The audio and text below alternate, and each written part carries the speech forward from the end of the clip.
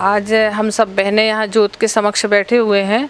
11 जनवरी 2012 को राजिम छत्तीसगढ़ से अपने कर कमलों से प्रज्वलित की है। 2012 से अभी तक लगातार 10 वर्षों से अनवरत चल रही है।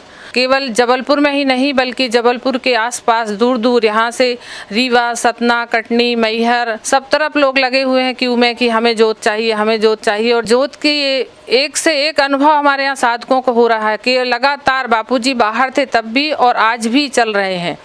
अभी 17 जनवरी की घटना है, पूर्णिमा थी, उस दिन हम लोग आश्रम में थे सब, और वहीं से हमारा एक निश्चित समय हम लोगों ने रखा हुआ है कि एक सप्ताह या 2 सप्ताह जोत रखना है। सोमवार से सोमवार का हमारा नियम बनाया हुआ है।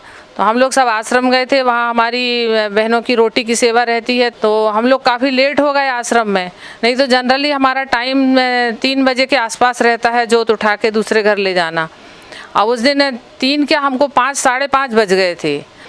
तो जल्दी जल्दी में हमारी बहनों ने दीपक को साफ करके और नई बत्ती डाली दीपक में, लेकिन वो थोड़ी पतली हो गई थी बत्ती।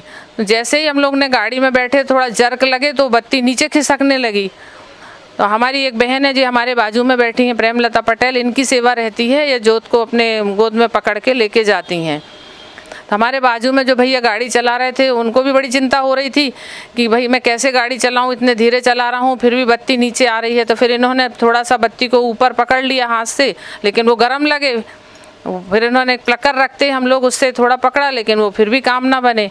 इन्होंने मन ही मन प्रार्थना करी कि बापू कैसे भी करके हम वहाँ तक पहुँच जाएं, अब रास्ते में है, हमारे पास कोई उपाय नहीं है।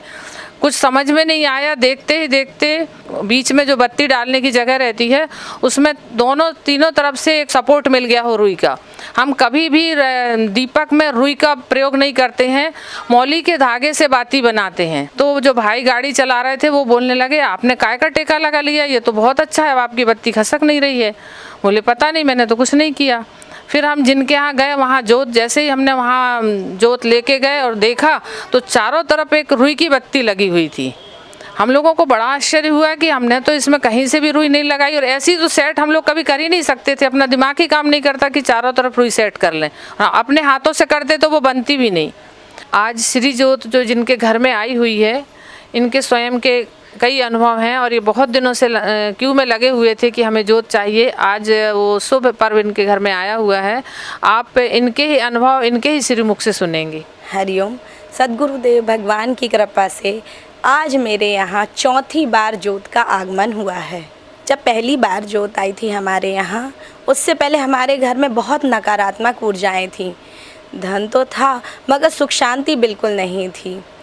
मगर जोत के आने से, गुरुजी के प्रभाव से और जोत की जो दिव्य ओरा है, जो अलौकिक है, इसके प्रभाव से बहुत सुख शांति बढ़ी। हम लोगों की सेवा और साधनाओं में दोनों में बहुत रुचि बढ़ी। किसी भी समस्याओं में बापूजी पहले आगे आके खड़े होते हैं। इसका साक्षात उदाहरण जोत का है। जिस जोत से जो आज हमारे घर में जोत आई हुई है, इसका अनुभव सभी भक्तों को है। ये जो जोत है वो एक साधारण जोत नहीं है, हमारे परब्रह्म परमात्मा के कर कमलों से जलाई हुई जोत है।